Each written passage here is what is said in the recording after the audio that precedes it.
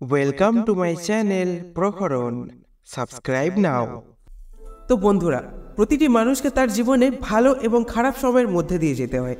হিন্দু ধর্মে এমন কিছু খারাপ লক্ষণের কথা বলা হয়েছে। সেই লক্ষণগুলি দেখতে পেলে বুঝবেন আপনার জীবনে অপ্রীতিকর কিছু ঘটতে চলেছে বা ভাগ্য আপনার বিপরীতে যাচ্ছে। অর্থাৎ এমন কিছু লক্ষণ আছে যার দ্বারা বোঝা যায় খারাপ সময় আসতে চলেছে। তো আসুন জেনে নিই এই লক্ষণগুলোর সম্পর্কে, যাতে আপনি আগে থেকেই সতর্ক থাকতে পারেন। তো পয়েন্ট নাম্বার 1, ঘরোয়া ঝামেলা। যে বাড়িতে দিনরাত কলহ ও অশান্তি থাকে, বুঝবেন খুব শীঘ্রই সেখানে খারাপ সময় আসতে চলেছে। পয়েন্ট নাম্বার 2, কুকুরের কান্না। যদি কোনো বাড়িতে প্রধান দরজার দিকে মুখ করে কুকুর কাঁদে, তার মানে সেই বাড়িতে কিছু সমস্যা তৈরি হতে চলেছে বা এটি কারো মৃত্যুর লক্ষণও হতে পারে। নাম্বার 3, তুলসী গাছ শুকিয়ে যাওয়া। যদি বাড়িতে থাকা তুলসী গাছ হঠাৎ করে শুকিয়ে যেতে শুরু করে, তাহলে বুঝবেন খারাপ সময় আসতে চলেছে এবং এটা আর্থিক সংকট বা দুর্দশার লক্ষণ।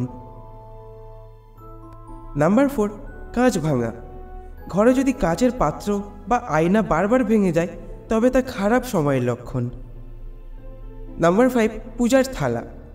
যদি পূজা করার সময় বা আপনি পূজা করতে যাচ্ছেন এবং পূজার থালি হঠাৎ পথে পড়ে যায়, তাহলে জ্যোতিষশাস্ত্র অনুসারে এই চিহ্নটি আসন্ন খারাপ সময়ের লক্ষণ।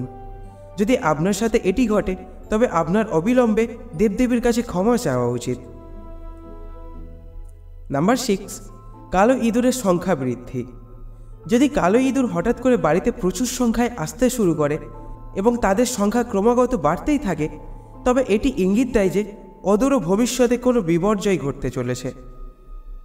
পয়েন্ট নাম্বার 7, হাড় বেরিয়ে আসা। বাড়ির আশেপাশে খননের সময় যদি হাড় পাওয়া যায়, তবে তা সেই জমির অশুভতার লক্ষণ। নাম্বার 8, বাড়িতে বাদুড়ের দেখা। যদি কোনো ব্যক্তির বাড়িতে প্রতিদিন একই জায়গায় বাদুড়ের সমাগম হয়, তবে এটি শুভ লক্ষণ হিসেবে বিবেচিত হয় না। এটা বিশ্বাস করা হয় যে ব্যক্তির বাড়িতে নেতিবাচক শক্তি তৈরি হচ্ছে। নাম্বার 9, আহত পাখি। যদি কোনো পাখি আহত হয়ে আপনার বাড়ির উঠানে পড়ে যায়, তাহলে তা ভবিষ্যতে দুর্ঘটনার লক্ষণ। তো আবারও বলছি, সম্পূর্ণ ভিডিওটা দেখার জন্য আপনাদেরকে জানাই অনেক অনেক ধন্যবাদ। ভালো থাকুন, সুস্থ থাকুন।